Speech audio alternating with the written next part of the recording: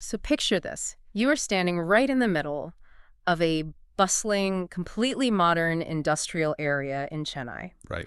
Specifically, you're in the Padi area, right on the Avadi Road. Okay. And I mean, it is relentlessly loud. You've got this heavy rumble of commercial trucks, the constant vibrating hum of manufacturing plants, and, just the chaotic energy of city traffic all around the Lucas TVS bus stop. Oh, yeah. It is a total sensory overload. Not exactly. I mean, you are just breathing in exhaust, navigating these massive crowds, and dealing with all the friction of a 21st century metropolis. Like, this is a space designed for commerce and movement, not exactly for peace. Not at all. It is the absolute definition of modern industrial exhaustion, just the kind of environment that slowly drains your battery.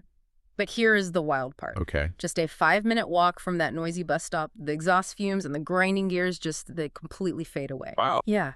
You step through a gateway and suddenly you are in this serene, ancient sanctuary. You're standing in a space that has literally served as a spiritual reset button for millennia. And it's just been hiding in plain sight behind all these factories. It's such a striking juxtaposition. It really is. Yeah. So for today's deep dive, we are looking at the Thiruvalithayam temple, which is also locally known as the Tiruvallesvarar temple. Right. We're going to unpack its deeply layered history, the actual mechanics of its mythological curses, and the highly unusual ways it just completely breaks strict architectural rules. I love this topic. Yeah. And to really understand the weight of what we are looking at here, we have to recognize that this isn't just, some quaint neighborhood shrine that someone built a few decades ago. Right, right. This is the 21st Thiruvalithayam of the Thandai region. Okay, let's actually define that for a second, because Thiruvalithayam is a massive title in this specific context. It absolutely is. Yeah. So in the sacred geography of southern India, a temple doesn't just get to be deemed important because it's large or wealthy. Thiruvalithayam is a temple that was explicitly praised and immortalized in the sacred hymns, which are called the Thevaram. Right, composed by the Neon Moor. Exactly. The most revered Shaivite poet saints, mostly between the 7th and 8th centuries. Wow, so we're talking really ancient. Very ancient.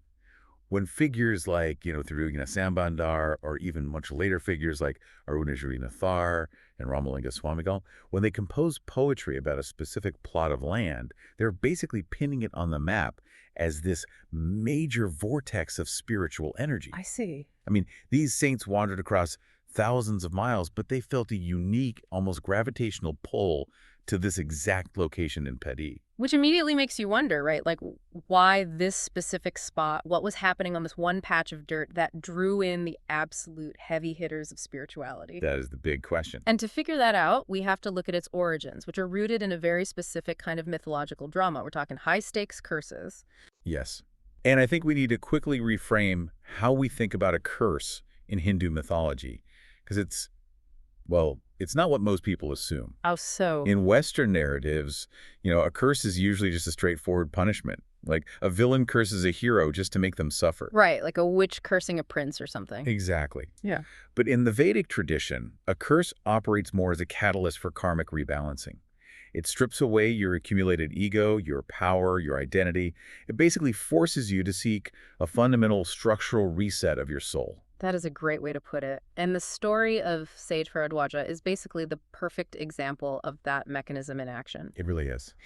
So for some context, Bharadwaja was this incredibly powerful, exalted Vedic sage. I mean, the guy had immense cosmic knowledge and spiritual authority. Oh, massive authority. Right.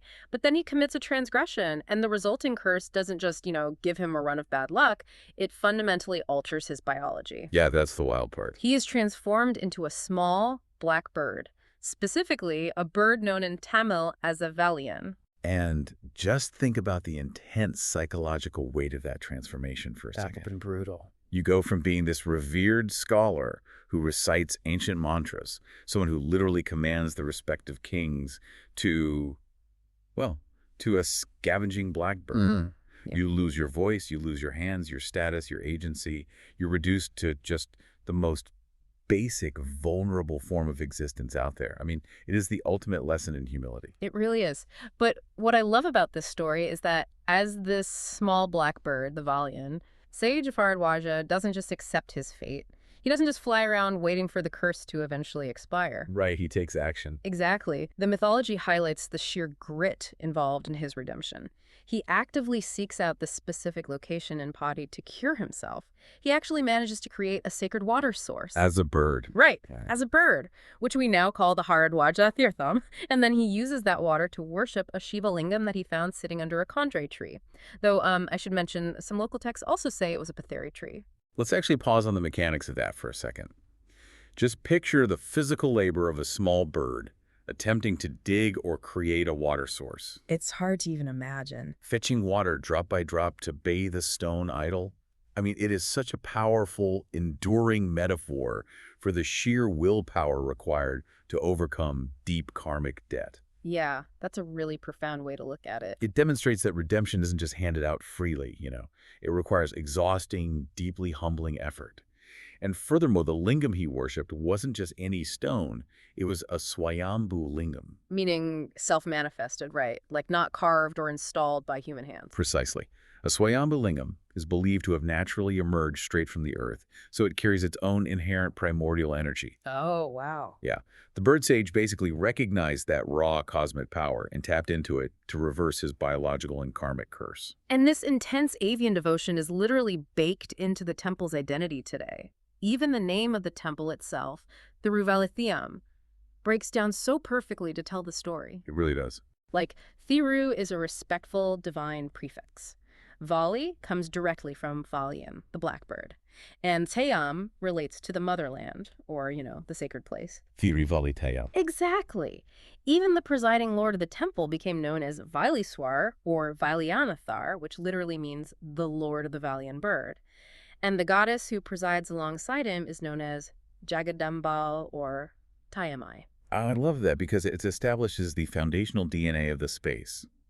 The temple's very name broadcasts a specific message to anyone who walks through those gates. Which is what? That this is the location where even the absolute lowest, most powerless, most cursed forms of existence can find elevation and relief. That's beautiful. And there is actually another layer to this foundation that focuses a bit less on erasing a terrible past and more on launching a new future. Oh, you mean the local lore surrounding the creator god, Brahma? Yes, the story of his two daughters. Right. So according to the lore, Brahma's daughters, Kamalai and Vali, were actually born in this specific location. In Padi. Right, in Padi.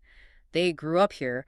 They worshipped Lord Shiva on this soil, and their intense devotion eventually led them to marry Lord Vinayaka, who most people know better as Ganesha. When you lay those two foundational myths side by side, a really clear pattern emerges for this site. Yeah, you have the cursed sage seeking a cure, which represents the unburdening of the past. Exactly. And then you have these divine beings being born and finding their life partners, which represents fertility, union, and looking toward the future. Right. It basically cements this specific plot of land as a nexus of fresh starts.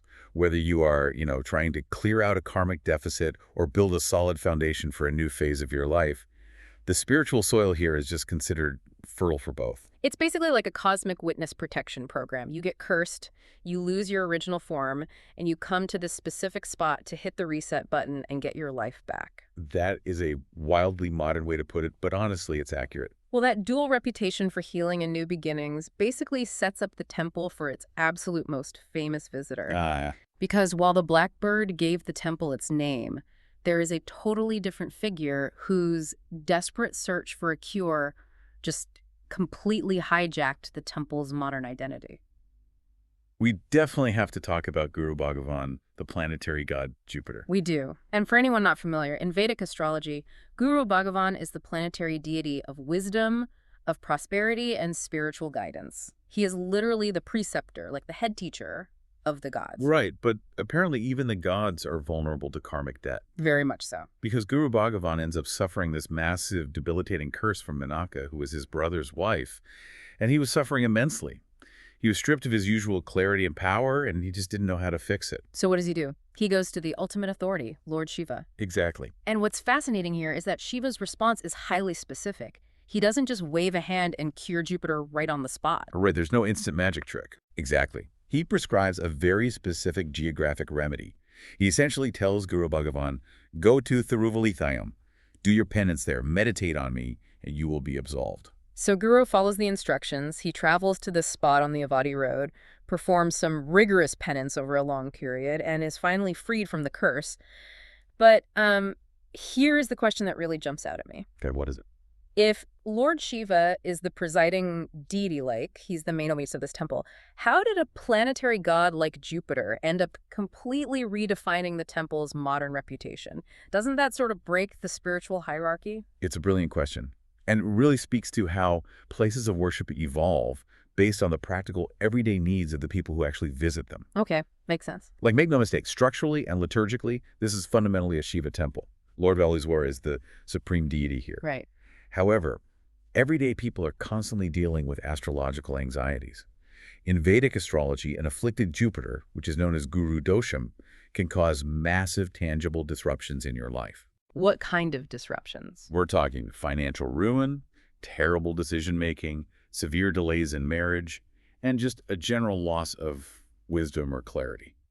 Ah, so people are coming in looking for a cure for those very specific earthly problems. Exactly. They look at the mythology and they think, well, if the planetary god of wisdom himself can get cursed, lose everything, and then find total relief at this specific temple, then maybe my Guru Dosham can be cured here too. That makes total sense. Right. The relatability of Jupiter's struggle just completely overrides the broader theology of the space. It honestly makes me think of like a hospital that was originally built for general surgery. Okay, I see where you're going with this. Right. But then one day, some world-famous athlete comes in, gets their shattered knee completely reconstructed by the doctors there, and goes on to win a huge championship. Yep. Suddenly, nobody cares about the general surgery wing anymore. The hospital becomes world-renowned entirely as a specialized sports medicine facility. That is the perfect analogy for a pericaristolum. A pericaristolum. Yeah, a pericaristolum is essentially a specialized remedy center. Thiruvalithayam just adapted to the needs of its spiritual patients. In fact, to accommodate this intense focus on Jupiter, the temple actually gave Guru Bhagavan a very special, prominent, entirely separate shrine. Wow, so they really leaned into it. They did. The spotlight organically expanded to include the most famous healed patient, not just the healer. That is so interesting. And what I really find fascinating is how all this history, the bird, the divine daughters, the redeemed planet, is literally physically encoded into the space. Well, the architecture is incredible. It is. The architecture doesn't just reflect the myths. In some cases, it actively rebels against standard temple blueprints just to honor them. Let's actually start with the visual impact as you arrive. Sure. So you're greeted by a pretty traditional three-tier Rajagopuram, which is the main entrance tower. But as you penetrate deeper into the complex, you reach the main sanctum, and the roof structure above the primary deity is highly unusual. Yeah, it's a Gajaprishta Vimana. Right, exactly. And Gajaprishta basically translates to the back of an elephant. It does. It is also known in Tamil as Thunganaimadam. So instead of the sharp, angular, stepped pyramid that you see on most modern temples, this roof curves gracefully. It slopes downwards and rounds out at the back, perfectly mimicking the massive, rounded hindquarters of a sleeping elephant. I saw pictures of it while we were researching this deep dive, and it completely changes the energy of the space. How so? Well, a sharp pyramid feels very upward-reaching, very celestial. But the sleeping elephant shape feels incredibly heavy. It's grounded and almost womb-like. That is a great observation. It's an ancient Dravidian architectural style that really suggests deep-rooted antiquity and stability. Right. And as you walk around this massive rounded structure, taking in the inner precincts, you start to see how the mythology is rendered directly in stone. Yeah, like the VIP worshippers. Exactly. You see statues of Anjaneya, who most people know as Hanuman and Guru Bhagavan. But they aren't positioned to look outward and bless the devotees, which is standard. Oh, wait, really? Yeah. They are sculpted in active poses of worshiping Lord Shiva themselves. That is so cool. The architecture is literally forcing you into a sense of peerage with these divine figures. It's like the building is saying, look at who else stood on these very stones, seeking the same grace you are seeking. It's very humbling. And you find physical evidence of the local myths scattered around, too. There is a specific statue of Lord Vinayaka, and he's flanked by his two wives, Kamalai and Vimala. The daughters of Brahma. Exactly. It grounds that ethereal story of their birth and marriage into tangible, visible stone. Speaking of tangible, the sensory contrast of this place even extends to the Bharadwaja Tirtham, the sacred well created by the bird sage. All the water. Yeah.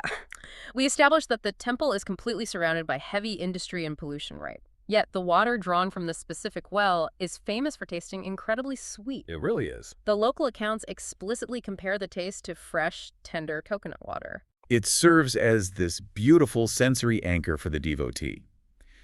Drinking that sweet water reinforces the idea that you've entered a place of pure nourishment and healing. Right. It is the ultimate contrast to the harshness, the bitterness of the outside world, or, frankly, the bitterness of a curse. Okay, so I have to bring up a major architectural anomaly that completely threw me off when I was reading the sources. Oh, what was that? So I was reading a bit about agamic temple architecture, and my understanding is that the agamas are essentially ancient, incredibly strict instruction manuals. Yes, very strict. They dictate everything from the proportions of the idols to the flow of energy, and especially the precise placement of deities on the outer walls of the sanctum. Right, you're referring to the Kashta Murthis, Yeah. the deities placed in the niches on the exterior walls of the main shrine. And yes, the agamic rules for these placements are generally totally non-negotiable. Right. And according to standard agamic rules, if you walk to the exact back of the Shiva Lingam sanctum, the niche on the outer wall should house the Lingam, which is this iconic representation of Lord Shiva emerging from an endless fiery pillar to prove his supremacy. But at Thiruvalithayam, the Lingam is missing.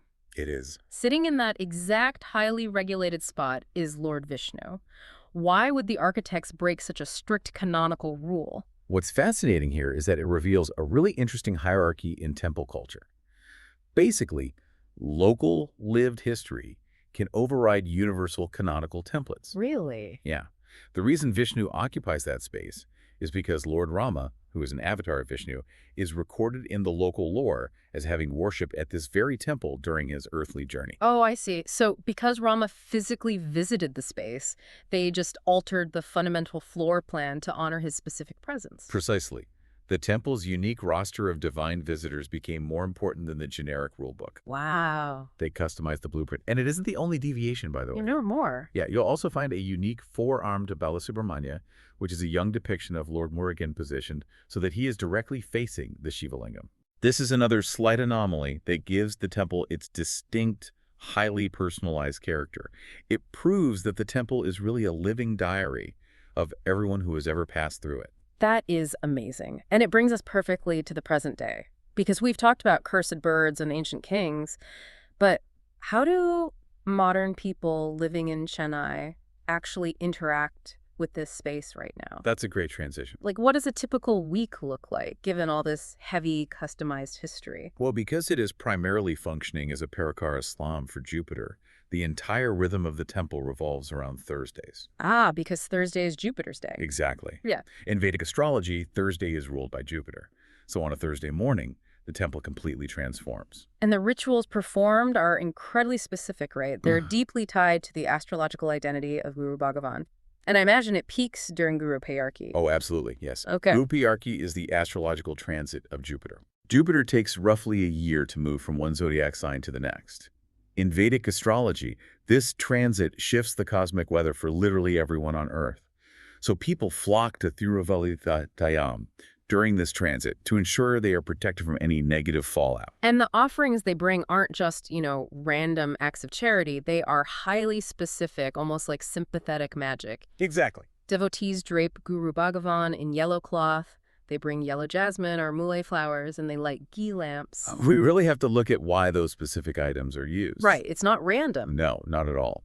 In astrological traditions, Jupiter, who's known as Brihaspati, is fundamentally linked to the color yellow. Because of gold. Yes. It represents gold, wisdom, and general auspiciousness. That makes sense. And then there are the chickpea garlands. Yes, the Kandakadalai. Right. You see devotees offering these incredibly long, heavy garlands made entirely of whole chickpeas. I can't even imagine how much work goes into stringing those together. It is a lot of effort. But Kandakadalai, or chickpeas, are the specific grain associated with Jupiter. So offering them is a physical, very tactile way of grounding the planet's energy. I see. It represents sustenance and earthly stability. The devotee isn't just praying into a void. They're executing a precise ritual formula. The yellow cloth, yellow flowers, chickpeas, which is all designed to realign their specific karmic imbalance and remove life's obstacles. It is such a highly practical approach to spirituality, and apparently it extends to the other deities housed in the complex too. It does. Like, if a devotee is seeking gnanam, which is deep wisdom or academic success, they actually bypass guru and offer a yellow cloth to Dakshinamurti. Right, who is the aspect of Shiva functioning as the silent universal teacher. Exactly. And if they are facing obstacles in getting married, they perform specific rituals for Lord Vinayaka. Directly tapping into that foundational myth of him marrying Brahma's daughters Kamalai and Vimala on this very soil. It's brilliant. The temple basically functions as a complete spiritual ecosystem where different deities handle totally different departments of human aspiration. That's a great way to put it. But it's important to note it isn't all just quiet, desperate penance. The festival calendar completely shifts the tone of the temple. Oh, yeah. Yeah, they host a massive 10-day Chitharai Brahmotsavam, which is the major annual festival. They celebrate Thai Krithigai, which focuses intense worship on Lord Murugan. And every Purnami, every full moon there is special heightened worship. So it gets pretty loud. Very loud. Those festivals are crucial because they transform the space. It stops being this quiet clinic for individual astrological remedies and just explodes into a space of joyous communal celebration. Right, you get the chariot processions, the massive crowds, the music. Exactly. It's a shared sense of spiritual release. Well, for anyone listening who wants to step out of the industrial noise and experience this paradox for themselves, the logistics are surprisingly easy. They really are. The temple is located very close to the Karatur railway station, so you can literally take a standard commuter train to reach ancient salvation. I love that. Right. And the doors are open in the morning from 6:30 to 12:00, and then again in the evening from 4:00 to 8:30. Its accessibility is honestly one of its greatest assets. It hasn't been isolated on some unreachable mountain peak.